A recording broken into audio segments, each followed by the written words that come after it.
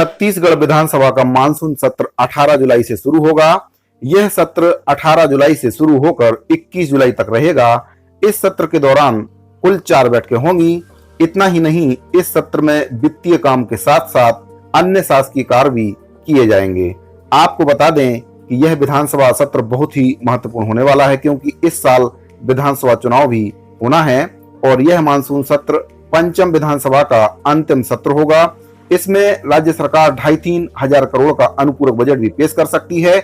माना जा रहा है कि सरकार प्रदेश के जो कर्मचारी वर्ग हैं उनको इस अनुपूरक बजट में कुछ बड़ी सौगात दे सकती है, क्योंकि सरकार के 4.5 वर्ष से भी अधिक का समय पूरा हो चुका है। सरकार के द्वारा 5वां और अंतिम बजट भी पेश कर दिया गया है, लेकिन प्रदेश के जो कर्मचारी वर्ग हैं, जिसमें खास तौर से अगर देखा जाए तो प्रदेश के अनियमित संविदा एवं दैनिक वेतनभोगी कर्मचारी हैं, जिनसे सरकार ने वादा किया था, घोषणा पत्र सरकार के द्वारा जो बनाया गया था, कांग्रेस पार्टी के द्वारा जब घोषणा पत्र बनाया गया था तो उसमें अनियमित संविदा एवं दैनिक वेतनभोगी कर्मचारियों के लिए एक बहुत ही महत्वपूर्ण टॉपिक उसमें जोड़ा गया था कि जैसे ही सरकार बनती है तब प्रदेश के जो अनियमित संविदा एवं दैनिक वेतनभोगी कर्मचारी हैं उनको 10 दिन के भीतर नियमितीकरण किया जाएगा। तब से लेकर अब तक प्रदेश के जो अनियमित कर्मचारी हैं वह इसी उम्मीद में है कि सरकार के द्वारा कब अनियमित कर्मचारियों को नियमितीकरण की सौगात दी जाती है। और प्रदेश सरकार के 4.5 वर्ष पूरे कंप्लीट हो चुके हैं। सरकार का 5वां और अंतिम बजट भी सरकार के द्वारा पेश कर दिया गया है, लेकिन अभी तक अनियमित संविदा एवं दैनिक वेतनभोगी कर्मचारियों को सरकार के द्वारा किसी भी प्रकार की कोई भी बड़ी सौगात नहीं दी गई है। तो इस अनुपूरक बजट अगर सरकार पेश करती है तो इस अनुपूरक बजट से जो अनियमित कर्मचारी हैं उनको काफी उम्मीद है, उनको नियमितीकरण की काफी उम्मीद है। और भी कर्मचारी वर्ग हैं, जो नियमित कर्मचारी वर्ग हैं, उनको भी डीए एचआरए की जो उम्मीद है वह सरकार से काफी दिनों से कर्मचारी वर्ग कर रहा है, क्योंकि बाकी राज्यों में अगर देखा जाए तो 42% डीए वहां की सरकारें दे रही हैं और छत्तीसगढ़ की जो कांग्रेस पार्टी की सरकार है, छत्तीसगढ़ में फिलहाल सबसे कम डीए 33% का डीए कर्मचारियों को दिया जा रहा है। इसीलिए नियमित कर्मचारियों के साथ साथ अनियमित कर्मचारी वर्ग भी इस मानसून सत्र से और अनुपूरक बजट से काफी उम्मीद लगाए बैठे हुए हैं।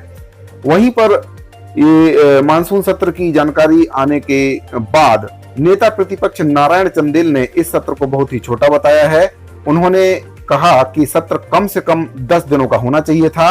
श्री चंदेल ने बताया कि विधानसभा अध्यक्ष और सरकार से हमारी मांग है कि विपक्ष को जनता की समस्या रखने का अवसर मिलना चाहिए। उनके द्वारा क्या कहा गया है आप वीडियो में सुनिए। छत्तीसगढ़ विधानसभा का जुलाई में मानसून सत्र प्रस्तावित है। हमारे विधानसभा अध्यक्ष जी से भी मांग है, प्रदेश की सरकार से भी आग्रह है